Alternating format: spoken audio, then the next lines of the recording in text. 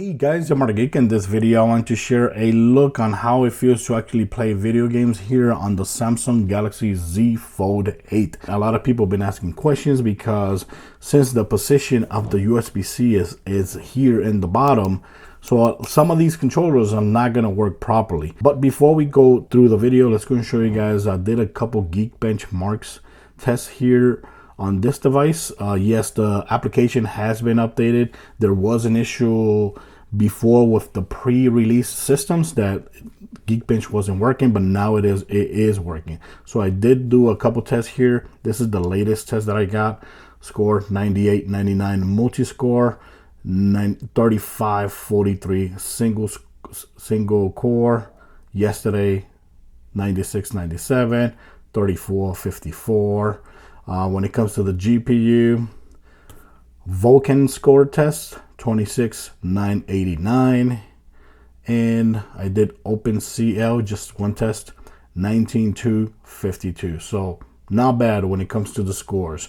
Of course, this just released is going to get more updates, so by the time you watch these videos, the scores could be a lot better and they could be even worse depending on the updates. Other than that, of course, the screen in the front is a 5.5 inch screen, AMOLED, 120 hertz, and it's actually 16:9, which is awesome for playing video games on the outer screen. The inner screen is actually 7.6 inches, AMOLED, 120 hertz, and the aspect ratio is actually 4:3. 16:9 is better than 4:3 for video games, but it is still way better than the regular Z Fold devices. Now, one thing about the controllers. Most likely, if you have a backbone controller or a GameSir controller that is USB-C compatible, the problem is that yes, when it's closed, it's perfect. You're not gonna have problems playing video games here when the device is actually closed on the front cover. And honestly, for me, it actually looks pretty damn cool playing with this. And when you think about it, there's been a lot of retro machines or retro handheld devices that are coming out and they're like 4x5 inches or 5.5 inches, which is basically the same size as this. So if you want this device with a controller for playing emulation games, I think this is going to be very, very cool because I think the size is perfect. I think the size is actually perfect for emulation games, and it doesn't make the system big at all. So for me, that's actually pretty cool. But now if you want to play with the screen open, that's where the problem comes in. So when you open it up, let's see, I want to open this up. This is how the games are gonna look, and the problem is that not every game is gonna rotate, so you can play like this and it will look horrible because you're gonna have this thing left off over here. It would be good for games that are like space shooters, that are like portrait style gaming. I think games like that with game controller compatibility, those games are going to be excellent with controller USB-C. If playing on the front cover with the controller is your way to play, USB-C, totally worth it. If you want the best controller for handheld, for gaming with the screen open, it has to be a Bluetooth. So this right here is actually the abxylute, the abxylute S8 or S9. Yeah, this is the S8. This is the abxylute S9, which is the one with the USB-C.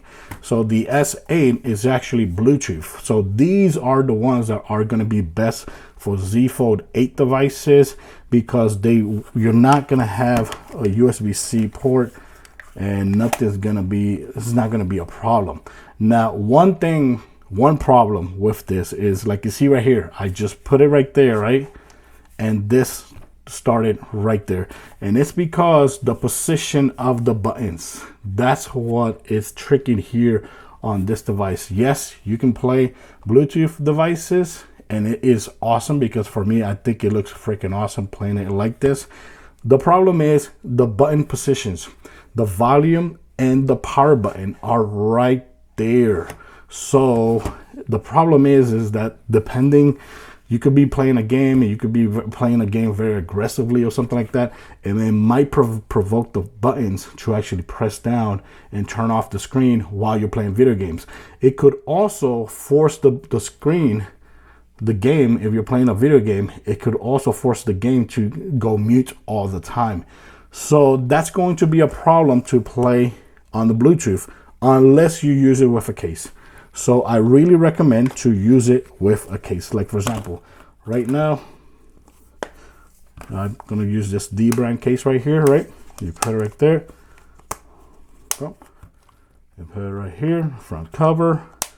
So in a way, it's not that bad because a lot of people have been complaining about controllers not being compatible with cases. So in this case, it is super beneficial if you have a case with these Bluetooth controllers, because what the case is going to do is going to give it a gap right there. See that? It's going to give it a gap for the buttons, and it's going to prevent the controller from pressing the buttons. So I click right there. There you go. And now this is how it's going to look. And like you see here, since it has that gap right there, over here on this side, is going to prevent the controller from hitting the power button and from hitting the volume button. But the problem is you got to make sure that your case is not that bulky when it comes to this portion right here, which is the portion that protects the hinge. So if this right here is actually really big, you're gonna have a problem hooking it up here, because it might be, it might stick up too much and it might not grasp here correctly. I'll leave links in my description for this case. This is the dbrand case, and like see here, this is not that thick enough that would actually prevent it from the controller attaching to the phone at all. So yeah, you want to make sure this right here is actually not that large. I don't have a problem whatsoever playing with Bluetooth controllers. The lag, believe me guys, the input lag is not that much at all.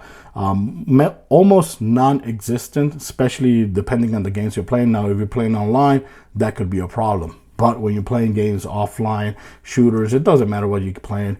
It's not going to be an issue at all. And of course, like I said, if you're going to use a Bluetooth controller, you need to use it with a case, because I already had problems using this controller with this phone without the case, and the screen going off completely, or the volume going down completely and not letting me up the volume. Yeah, just make sure you actually use a case. Other than that, guys, I'm gonna leave you with a whole bunch of gameplays here that I played on this device, on the inner screen and on the outer screen. Okay, so thanks for watching this video. If you have any questions, please let me know in the comments, and also I'll leave links in my descriptions for this controller and any other Bluetooth controller that I recommend for this device. And also I'll leave links for this as well, and for this one as well, because these are very good if you actually want to play just on the outer screen, which is totally doable because the outer screen is 5.5 inches, 16 by 10, which is perfect for gaming. So yeah, these are still good if you want to play on the outer screen. Inner screen, big screen, you need a Bluetooth controller. So guys, thanks for watching this video. Till next time, enjoy the rest of the gameplay.